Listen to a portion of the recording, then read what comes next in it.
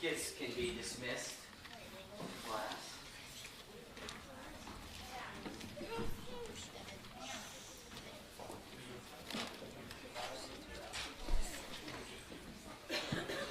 I think sometimes we're hesitant to change, but I think if we were guaranteed that change would lead to progress, we'd pretty much all go for that.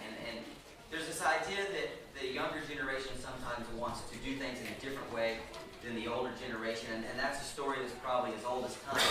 But I think that as children we do those things, and we've all done it, not so much to rebel against our parents, but because we've noticed a better way, or we think that there's a better way. And so it's change not for the sake of change, but it's change for the sake of progress.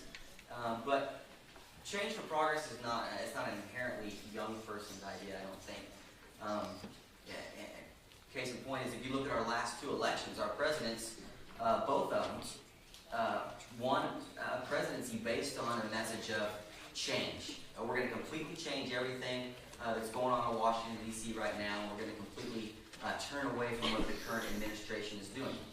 And so a lot of Americans, not just college students or 20-year-olds, thought that message appealed to them because they saw the potential for progress in that change.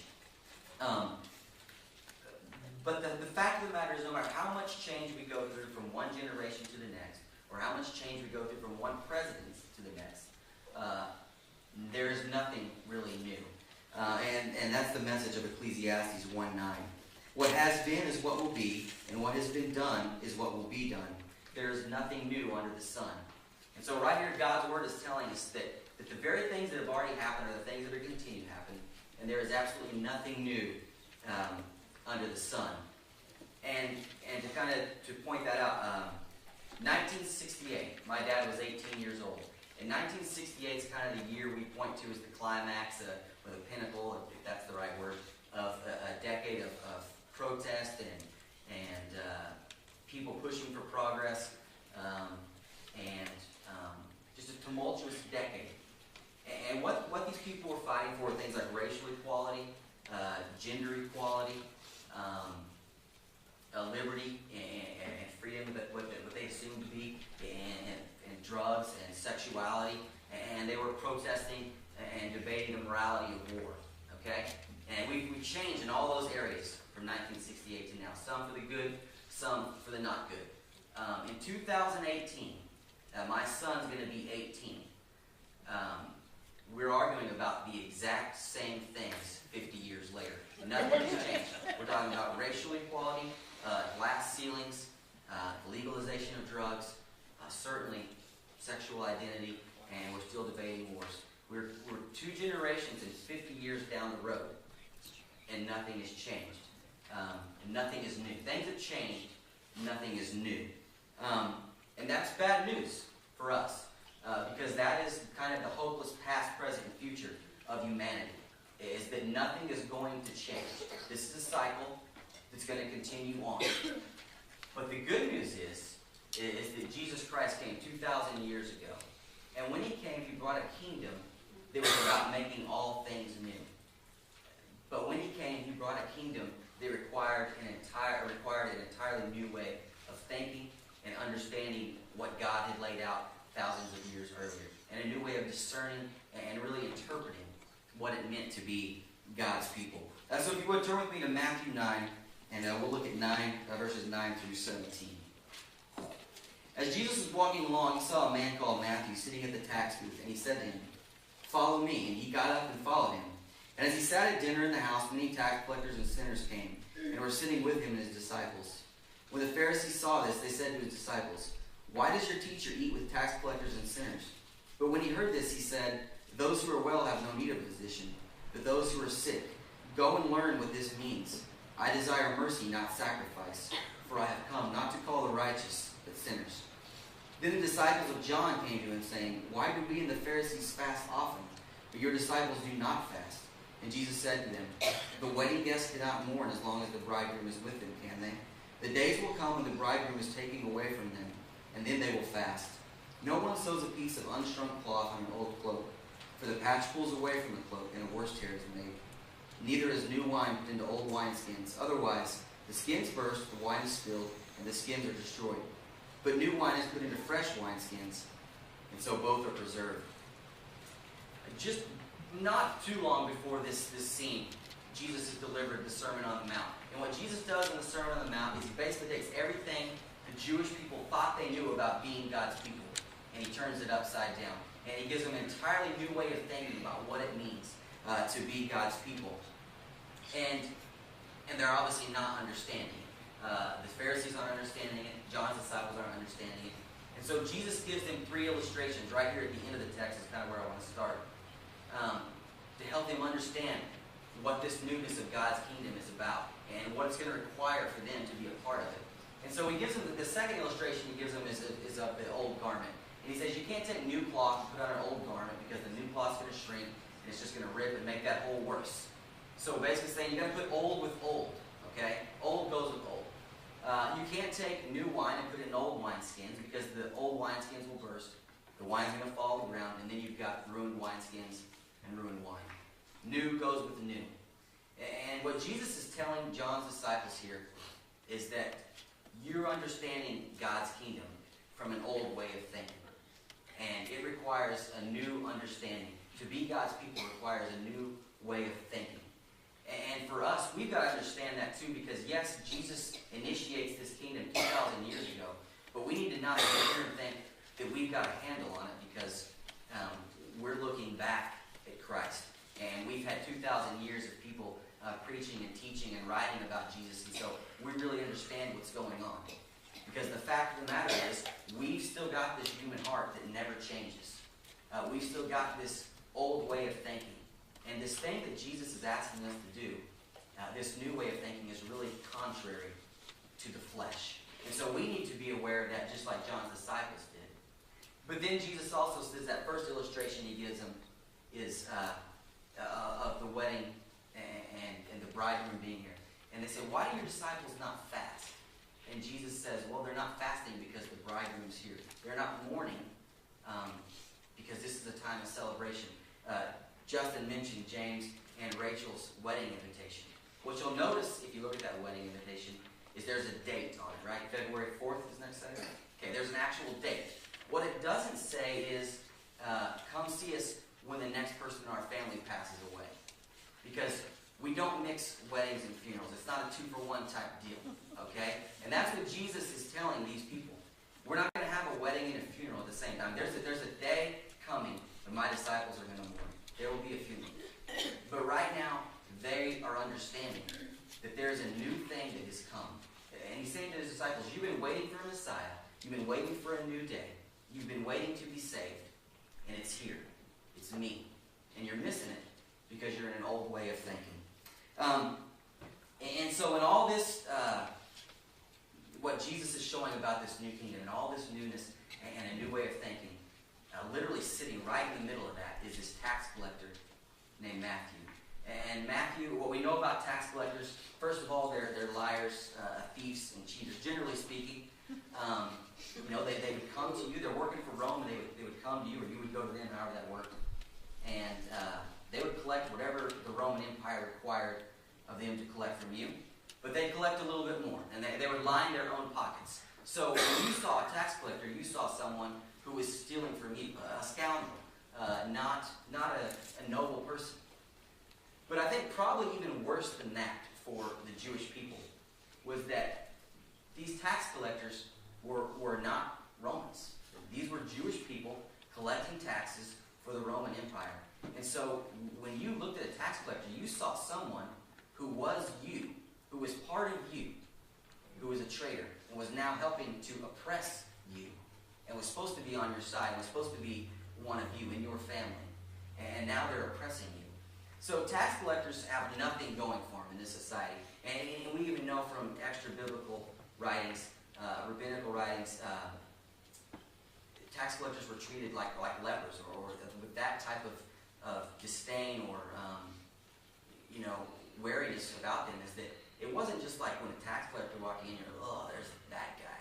It was like, oh, there's that guy, and now I'm like that guy because he distorts everything. He brings uncleanliness to everything when he's here. It's not we just don't like him. It's he brings his nastiness on us. It's similar to a leper. And now we're unclean because of his presence. And Matthew apparently is a tax collector, a person who collects tolls, which we know from extra biblical writing were the most despised of all kinds of tax collectors. So Matthew is the lowest of the low. Matthew is has absolutely nothing going for him, nothing at all. I think most of us have probably filled out an application or filled out a resume for some position that we want. When I was going to grad school, part of the process was, have to get references. And one of the references you have to get is an academic reference. So I went out to my school, and I knew this was probably a losing proposition from the get-go, because this was 10 years after the fact, and I'm fairly certain most of my professors had forgotten me 10 minutes after I graduated. That's not a joke. But I went out there, and I couldn't find my academic advisor, couldn't really find any of the professors I remembered or was fond of. And so I just went to the office, and I asked the lady, I said, can you just pull my transcript, kind of go through with me and tell me who's here that was here when I went to school here? And literally, one by one, she's telling me this person's passed away, this person's at a bigger university. No professor is at that school anymore that was at that school when I was there, except for one. It's the guy who taught me tennis. So, for my academic reference, I've got the old physical education requirement. And so, I'm thinking, well, this is going to fall apart. This isn't good because A, this guy doesn't remember me. B, he's supposed to be testifying to my academic performance, and he taught me tennis. And C, I'm pretty sure he didn't want to teach tennis. He was just a coach and had to teach something, and so they had to teach tennis. So nothing about this was looking good for me. And then I realized, this wasn't like Duke Divinity School, and as long as I could pay tuition, I was going to get accepted. But nothing about that looked good. But here's the deal about Matthew. If there was an application or a resume to fill out to be a disciple of Christ, Matthew would have done anything to have a tennis professor testify for him, to vouch for him. He would have done anything to have one person say one good thing about him, other than some other scoundrel, say something good about him to Jesus. But Matthew is completely unqualified. Matthew is completely undeserving to be Christ's disciple. He has nothing going on for him. And when I think about this, though, I think that Jesus does not ignore questions of merit and does not ignore questions of qualification. I think Jesus, when he calls disciples, and this is a personal call to Matthew, but there's a personal call to you and I. And when Jesus makes this call, he doesn't ignore questions of merit and qualification. He looks at our heart, and he asks those exact questions. Are you deserving? Are you qualified? And when a heart says no, that's exactly who he wants and needs. He's looking for people who are unqualified and undeserving. And that's obvious because the Pharisees just weren't getting it. And these, as much as we want to knock the Pharisees, these are people committed to following God's law, committed to worship, committed to daily prayer. I mean, today we would call those kind of people committed Christians. But that's who the Pharisees were. And even they're not, in their way of thinking, current way of thinking, they're not fit for God's kingdom. And so Matthew has nothing going on for him. But Jesus calls him anyway. And quickly I think about his calling. We see Jesus says, follow me. And Matthew responds. And the way he records his response, we can learn several things. First of all, when Jesus says, follow me, we know from the language Matthew uses to actually write his gospel that this is a calling of continued discipleship. This isn't Matthew, follow me for a day. Matthew, follow me for a season. This is Matthew, follow me from now on.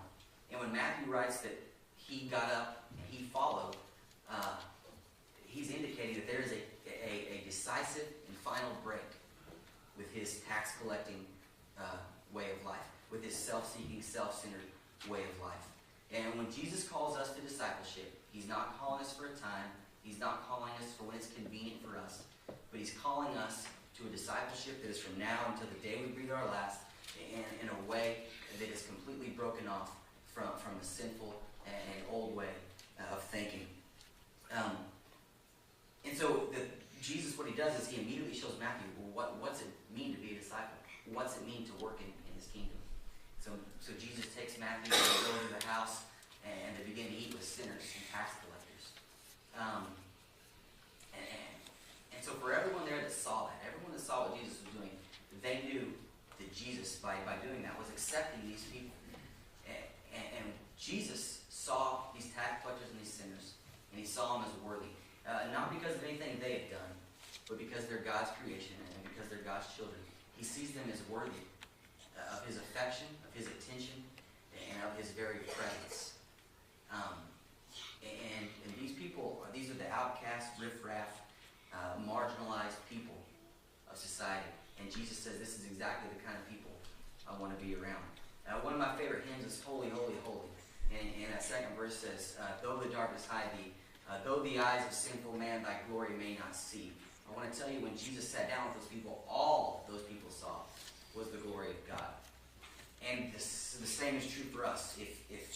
If we will engage our communities and our people, all they will see is the glory of God through us. But the Pharisees don't get it, and they question, how can Jesus do this? How can he eat with these people? And when I used to read this, for a long time I thought, well, the Pharisees just hated these people because they were so vile and disgusting and just kind of scum of the earth people. The Pharisees must just hated these people. But the more I read, not just in Matthew, but just in the Gospels, what Jesus says about the kingdom, the more I think there's something else going on here. In England, there was a music teacher who taught high school boys, young high school boys. And he had a young man come to his class, and he taught him for a year, and he watched him, and he thought, this guy just really isn't getting it. This guy, I don't know the technical language of music, but he just thought, this guy doesn't understand. And so he discouraged him. He told him, he said, this probably is not really your thing, but you got a thing, so go find out what it is and do it well. And then 2 years later, another young man came, and almost the exact same thing. This music teacher looked at this young man, said the same thing. This isn't your thing. You're not getting it. Go find out what your thing is and do it well. And everything turned out for those guys. Paul McCartney and George Harrison were really, really successful. But here's the deal. That guy had half of the Beatles in his class and missed it. And he didn't miss it because he hated these boys. He didn't miss it because he couldn't stand them. He was encouraging to them, at least, to go find out what they were good at. But I don't know what you think about the Beatles. But these are literally two of the greatest songwriters ever in the history of people. And this guy missed it. And he didn't just miss it in the way of, I didn't pick up on their talent. He discouraged them from doing what they were good at. He discouraged them at it. And here's the reason why. Is because he understood music in a classical sense. He was classically trained. And here's a man who thought Bach and Beethoven. And that's fine. They're great. Two of the greatest songwriters ever. And he's dealing with kids that are thinking Little Richard and Buddy Holly and Bill Hader. And it's just a new way of thinking. It's just a new way. And that's the Pharisees, I think, in this text. If they're looking at these sinners and these people, and I'm not sure that they hate them. I think they don't want to be around them. And they certainly don't love them the right way. But I'm not sure they hate them. They just have no clue what it means to be in God's kingdom. They have no clue what Jesus is saying when he initiates this kingdom. And he tells them this is really what it means to look like God's people. And I think if we're not careful, the same can happen for us. And it's not so much that we despise people. But when we go to our neighborhoods, or we're at home, we've got neighbors, or we're at work, or we're at lunch today, we've got this urge, this we know that there's something we're supposed to be doing here for God's kingdom. And for whatever reason, we say, well, we're scared to do it, we're uncomfortable to do it, we just frankly are too tired to do it, we don't want to make them uncomfortable. Whatever, we make up all these reasons to kind of not do God's work sometimes. We drive by people, hold signs, or someone comes to us and asks for money. First thing we do is we decide, A, are they lying to us? B, are they deserving? When we do those things, and we ignore those people, it's not, I don't think that we despise those people. I think it's that you and I don't understand completely, and we have a misunderstanding of what it means to be in God's kingdom, and we totally missed the boat on that. But you'll notice that Jesus, when he talks to the Pharisees, he does not get mad at them for their adherence to the law. His complaint with them is their application of the law. And he tells them, he quotes Hosea 6:6 to them. He says, go and learn what this means. I desire mercy, not sacrifice. He doesn't say go and memorize this scripture. He says go and learn what it means. Go and learn how to interpret this. Go and have some better discernment of God's word. And here's this problem, is that the Pharisees, they think righteousness comes from what they do. And they think holiness is about being separate from those people. And I think we, again, if we're not careful, can be Pharisaical in that sense of it. Sometimes we think that being a Christian is about what we do. And we think that, we would never say this in our heads, but we act as if we're good because of some performance, of some service we've done, or something we do here. And it's easy for us, I think, to get this mindset of being a Christian is about coming to church. It can be about taking communion, or being baptized, or giving offering. And it can be about teaching and washing dishes in the kitchen, and being in the ladies' group, and mowing, and all the things that we do here.